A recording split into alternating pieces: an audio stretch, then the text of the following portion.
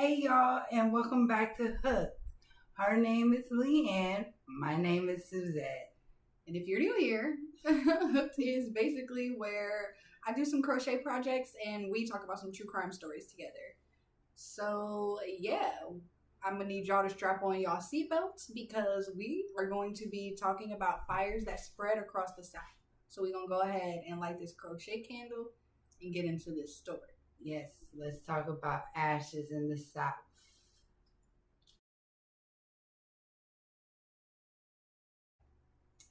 This may be touchy to some because we are talking about some historical facts that happened in the South. So I do want to put that caution out there that it may be a little touchy for some. But let's get into it. More than 30 black churches were burnt in just a few years. I'm going to let y'all let that sink in. More than 30 black churches.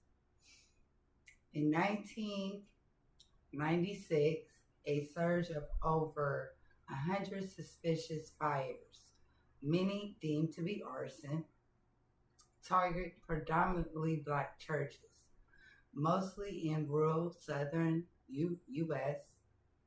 The attacks concentrated in states like Tennessee, Louisiana, and Alabama, stirring up memories of civil rights era violence. For those of you who don't know, during the civil rights era, several black churches in Alabama were targeted by arson and bombings, the most prominent one being the 16th Street Baptist Church in 1963. There was a bomb planted in the church and the explosion killed 4 young girls and over 20 people were injured. Now, these fires started in rural areas and at late at night. So at first it seemed to be an isolated incident, then another and another, where people started to wonder if their church or if they were next. And is this like what happened in 63? It prompted federal investigations and increased security and national conversations about racial hatred. Between 90 and 96, over 80 to 160 report varies. Mostly black churches, patterns of attacks were fires that were frequently set at night between midnight and 7 a.m. Many occurred during Black History Month or significant civil rights anniversaries. While not all fires were linked to a single conspiracy, white supremacist groups were suspected in several incidents, and some apprehended individuals were linked to hate groups. You already know how I feel about hate groups. Fire their ass up. Fire their ass up. So, in 1996, officials noted that while some acts were racially motivated by theft or personal grudges, lacking of evidence of one of the national conspiracies, the Federal Bureau of Investigation's involvement actually meant in 1996, when the church fire started stacking up across the South. Local police quickly realized this wasn't just a series of random blazes.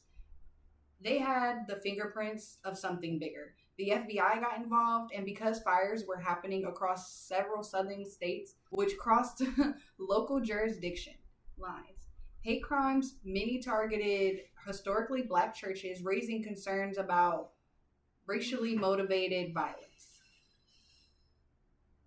which falls under federal civil rights laws. So the FBI specialized in connecting the dots across the cases that might look unrelated locally. What the FBI did, they built a joint task force. So they teamed up with the Bureau of Alcohol, Tobacco, and Firearms, they were basically experts in arson or whatever, and also local police department and state investigators. So they was like, Everybody, let's get it. We write it down. We're Okay. not doing this. We're not doing this no more. Fuck. So, they investigated the fires. Scientifically, they looked at things that start the fire, accelerators, like gasoline or chemicals, burnt patterns, entry points, and timing similarities between fires. Trying to answer, is this accidentally or intentionally? We know it was intentionally. Okay, sorry about that. Tracked suspects across state lines, started interviewing witnesses following tips, comparing methods between fires, with some suspects turning out to be white supremacists, local individuals acting alone, and some small groups copycatting earlier attacks.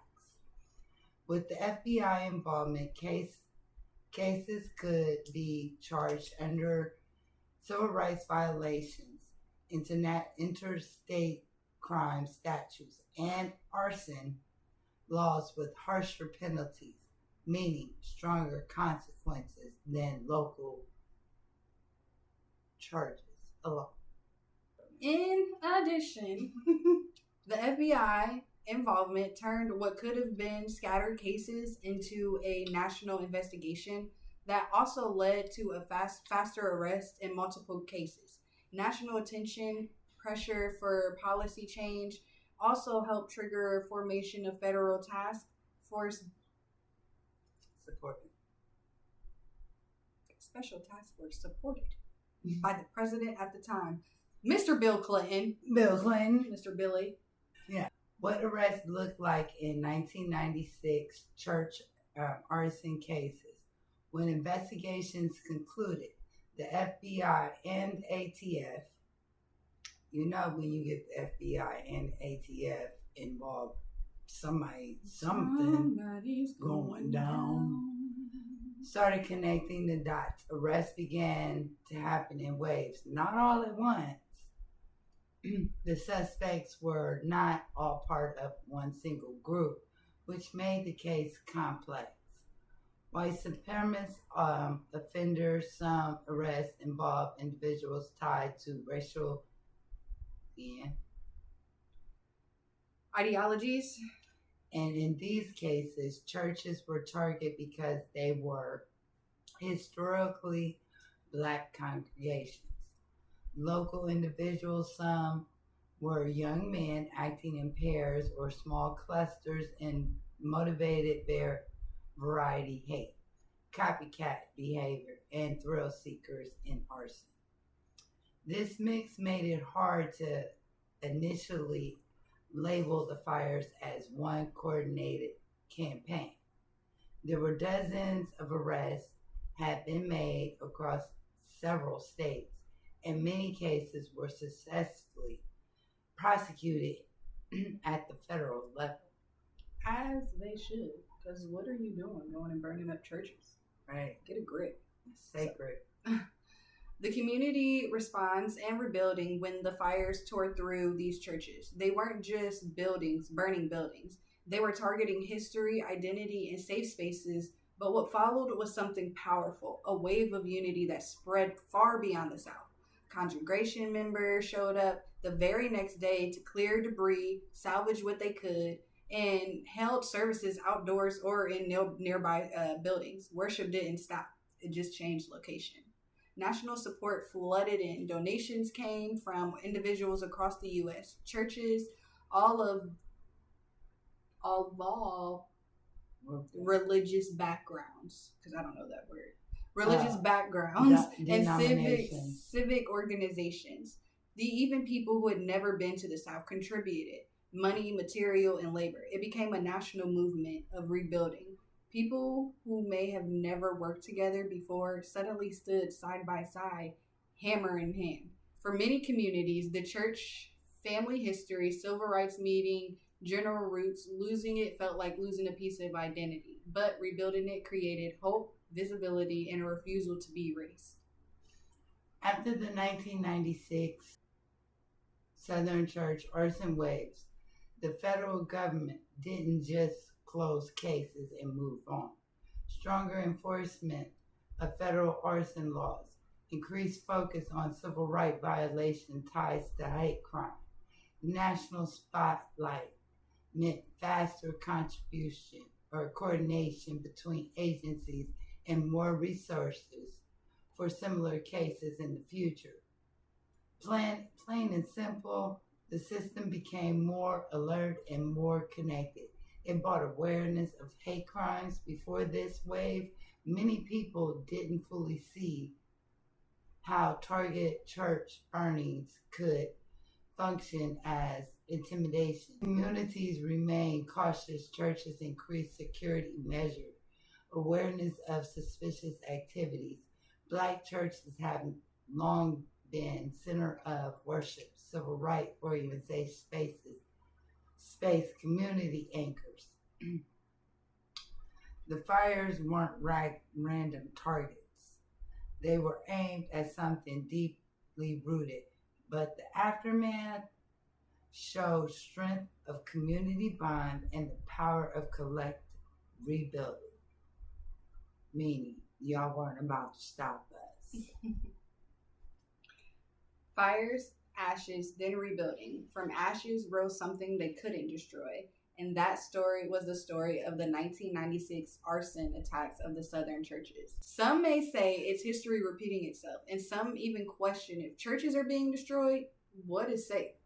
But let's not just concentrate on the tragedy, but the fact that the community came together and rebuilt. That just shows you can't stop us. Like, the melon. We got this. Yeah. We always gonna come through. Coming through. Okay. Always. So we did Black History Month episode about 3 months late.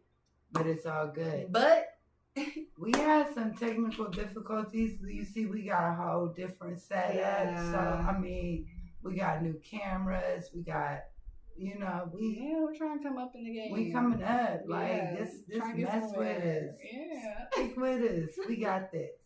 All right, my hooked honeys. That was it for today's Stitch and Story session. Thanks for watching. And until next time, Relax.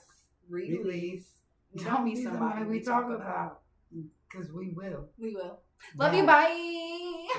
Bye.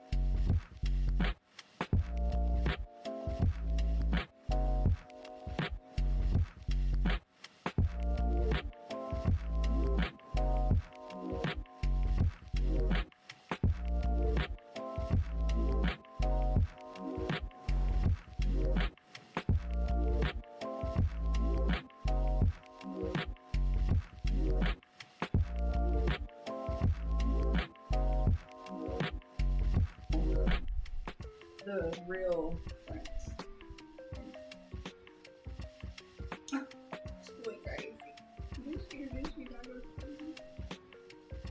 And it's already to the point where nothing's stitched together. But you don't really have that much longer to go. No, not at all. No. Not that much longer. Yeah, they're big. I made sure they were big. I did decrease a little bit. But I still kept them pretty long. Yay! Happy late Mother's Day.